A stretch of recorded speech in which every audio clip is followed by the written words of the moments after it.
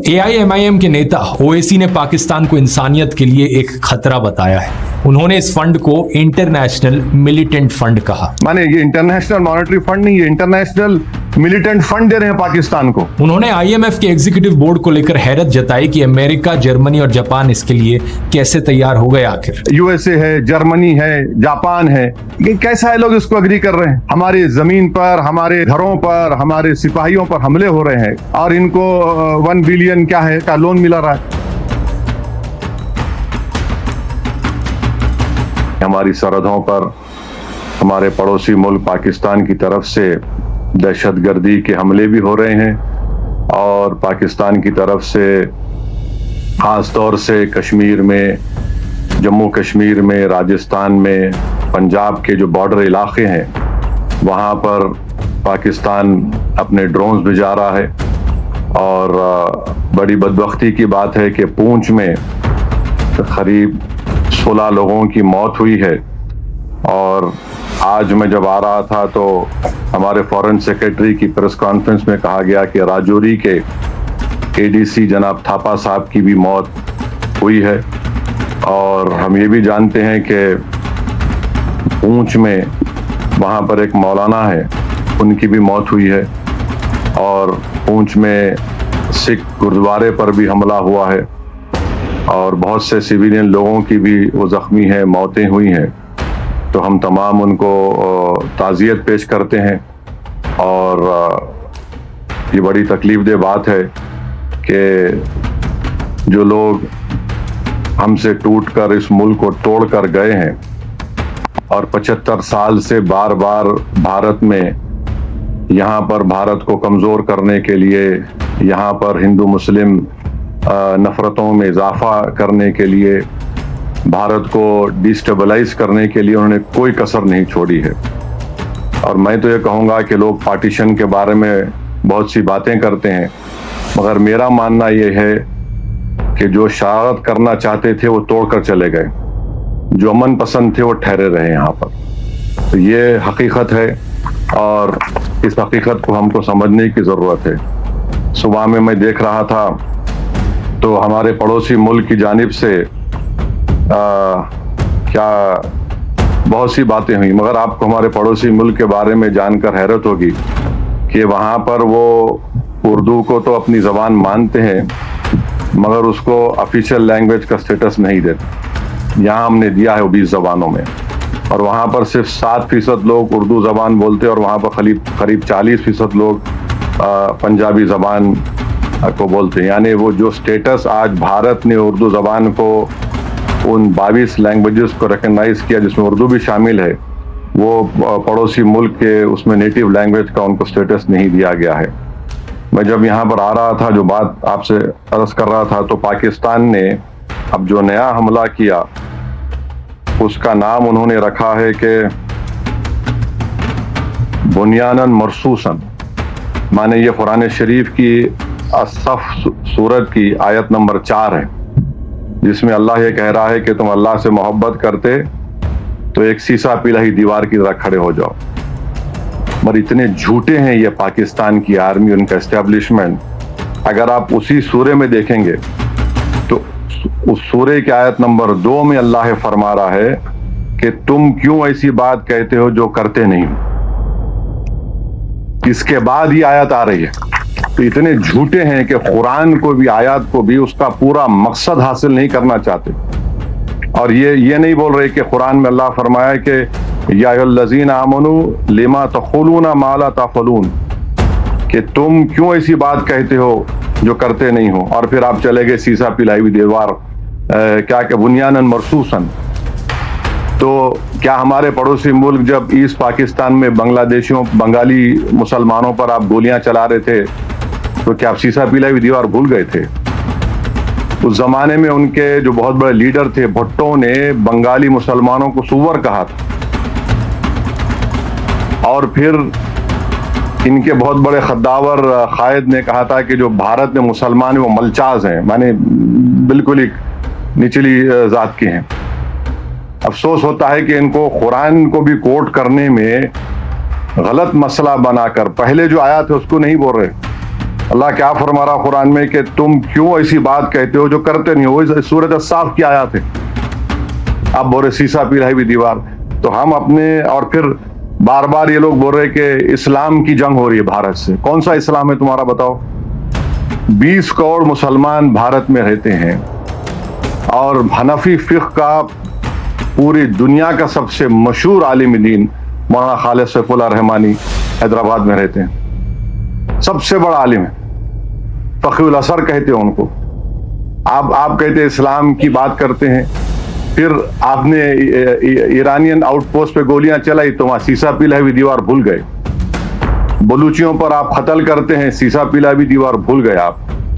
افغانستان میں آپ یقین نہیں کریں گے, جب 9/11 کے بعد یہی حکومت تھی, یہی اسٹیبلشمنٹ تھا جو معصوم لوگوں کو, جو ڈاکٹرز تھے, انجینئرز تھے, سرجنز تھے, صرف $15,000 کے عوض میں ان کو امریکنوں کو بیچ دیا. $15,000 اس میں کتابیں لکھی ہوئی آپ پڑھ سکتے. اور افسوس اس بات کا ہے کہ قرآن کی آیت تو بول دیے, کیا یہ حرمت کے مہینے نہیں ہیں؟ اس حرمت کے مہینے میں تو حملہ ہو ہی نہیں سکتا نا. چلیے آپ بولتے آپ اسلام پہ ہے, ذیقعد کا مہینہ, ذی الحجہ کا مہینہ, محرم کا مہینہ, تو یہ تو حرمت کے مہینے آپ حملہ کر ہی نہیں سکتے. آپ تو اسلام کا پرچم لے کر جو جھوٹے دعوے کرتے, تو آپ نے حملہ کیا اور آپ نے پونچھ میں 14 لوگوں کی جو موت ہوئی اس میں 4 معصوم 10 سال کی عمر کے مسلم بچے تھے. حرمت کے مہینے میں آپ حملہ کر رہے ہیں. اب میرے بولنے کے بعد بولیں گے نہیں نہیں ہم دفاع میں کر رہے ہیں. ارے 75 سال سے تم دفاع کر رہے ہو. یہاں پر لمبینی پار, گوکل چاٹ میں جو حملے ہوئے وہ کیا تھے بتائیے. پھر دلسکھ نگر میں بم بلاسٹ ہمارے شہر میں ہوا, کیا تھے. اور پھر یہ بولنا کہ اسلام کا نام لے کر, ان لوگوں کو یہ نہیں معلوم کہ حیدرآباد میں جو جامع نظامیہ ہے اس کو حضرت مولانا انوار اللہ شاہ فاروقی رحمۃ اللہ علیہ رسول اللہ صلی اللہ علیہ وسلم کے حکم پر مدینے سے نکل کر حیدرآباد آ کر اس مدرسے کو قائم کیا. یعنی آپ یہ بولنا چاہ رہے کہ آپ ہی اسلام پر ہیں اور 20 کروڑ مسلمان جنت میں نہیں جائیں گے. آپ یہ بولنا چاہ رہے کہ ہمارے تمام جتنے علماء ہیں, چاہے وہ دیوبندی مسلک کے ہوں, بریلوی مسلک کے ہوں, چاہے اہل حدیث ہوں, چاہے شیعہ ہوں, آپ ہوتے کون ہیں بھائی؟ اسلام کو کیوں لے کے آ رہے؟ آپ ایک جارحانہ موقف 75 سال سے بھارت میں کر رہے ہیں. آپ وہاں سے دہشت گردوں کو بھجا رہے ہیں اور آپ یہاں پر پونچھ میں آپ مار رہے ہیں. آپ اب تو گرجا گھر کو بھی آپ نے نقصان پہنچا دیا. ایک ہمارے آندھرا پردیش کے ایک بہادر سپاہی کی بھی اس میں ہلاکت ہوئی ہے. تو یہ بار بار, اچھا آپ کو جان کے حیرت ہوں گی کہ جماعت اسلامی پاکستان کا چائنیز کمیونسٹ پارٹی سے ایگریمنٹ ہے. جماعت اسلامی پاکستان, جماعت اسلامی ہند نہیں, جماعت اسلامی پاکستان کا چائنیز کمیونسٹ پارٹی سے ایگریمنٹ ہے. اور اسلام کی بات کرتے آپ, کہاں وہ دہریے اور کہاں توحید کی بات, کہاں ماؤ اور کہاں ہمارے اولیاء اللہ. جماعت اسلامی پاکستان کا ایگریمنٹ ہے چائنیز کمیونسٹ پارٹی سے. آپ اسلام کی بات کر رہے ہیں, مگر آپ جو چائنا کے زنجیانگ میں جو قتل و غارت گیری مسلمانوں سے ہو رہی, آپ ایک زبان پہ نہیں آتا آپ کے. تو یہ ان کا اصلی مقصد رہا, اور ہم ان کو بولنا چاہ رہے کہ آپ یاد رکھو کہ ہمارے پاس جو علماء کرام بھارت میں ہیں اور جو اہل دل یہاں پر ہیں, وہ ایک نہیں کئی مرتبہ رسول اللہ صلی اللہ علیہ وسلم کا دیدار کر چکے اور دیدار کرتے رہیں گے. یہ کیا بات بتاتا ہے؟ اور آپ اسلام کا نام لے رہے ہیں. کون سا اسلام؟ آپ پہلگام میں آپ تھوڑی دیر کے لیے سوچئے کہ عورتوں کو الگ کرنا, بچوں کو الگ کر کے کلمہ پڑھو تم ہندو ہو یا مسلم, گولی ماریں گے. مانے جو لوگ بچ گئے وہ زندگی بھر کا زخم اپنے ساتھ لے کے جیئیں گے وہ لوگ. اب ہوتے کون ہیں کرنے والے؟ یہ اسلام اور ایک نام لے کر ایک جنگ نہیں کر رہے ہیں. یہ صرف بھارت کو ہمیشہ پریشان کرنے کے لیے 75 سال سے حرکتیں کر رہے ہیں. جو شریر تھے وہ توڑے ملک کو, جو امن پسند تھے اس ملک میں رہ گئے.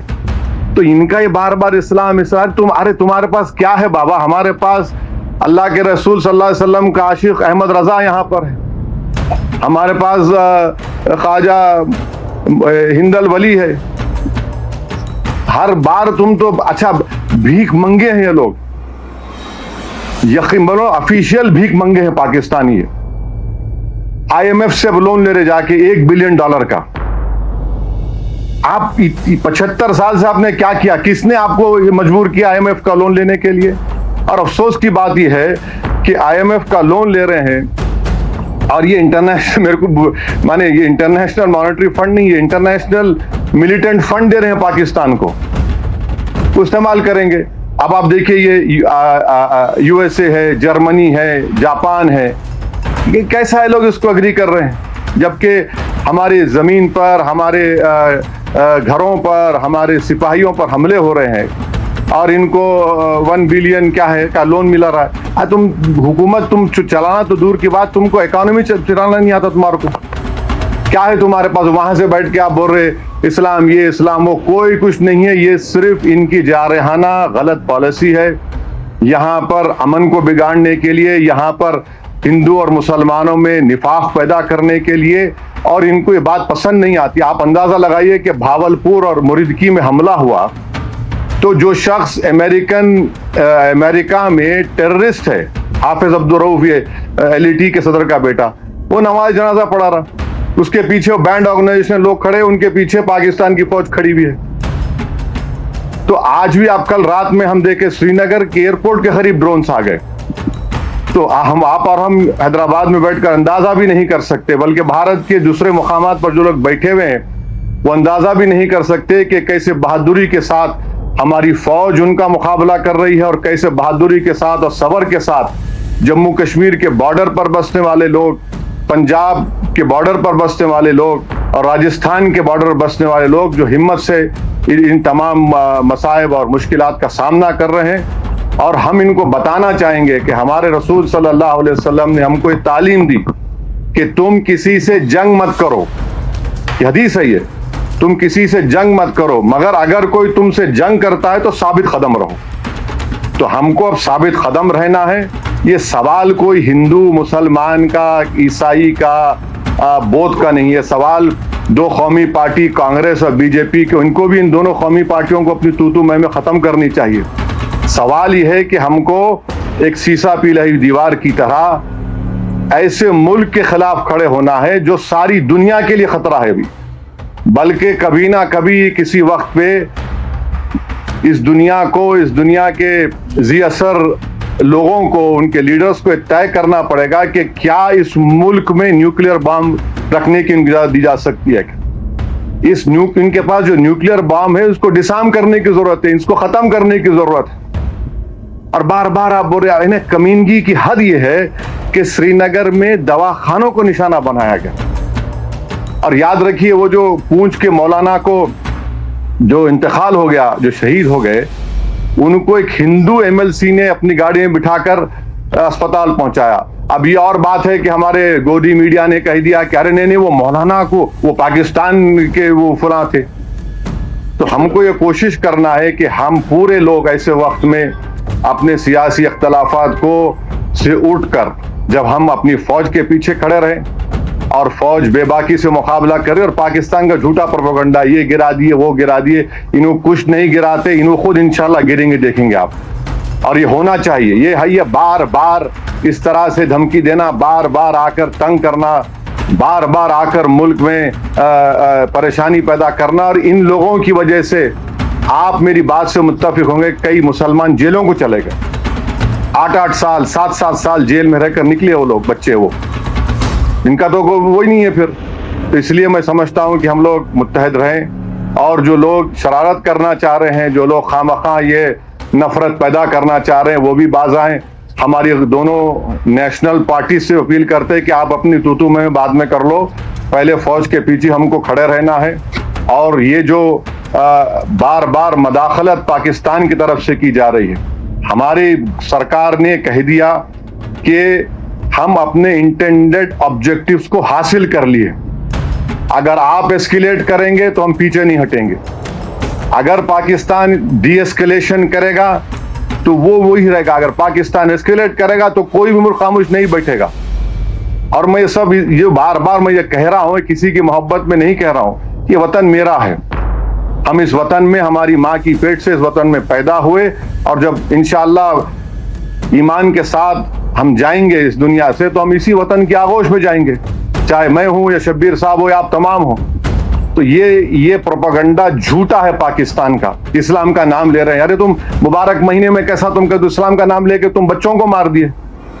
تمہاری 2 نیشن تھیوری کو ہم نے پہلے ریجیکٹ کر دیا تھا. تو میں تمام سے آپ سے اپیل کر رہا ہوں آپ کے ذریعے سے, کیونکہ صحافیوں کے درمیان میں بولنے کا فائدہ یہ ہے کہ انفارمیشن جلدی سے دوسروں تک پہنچ سکتی ہے.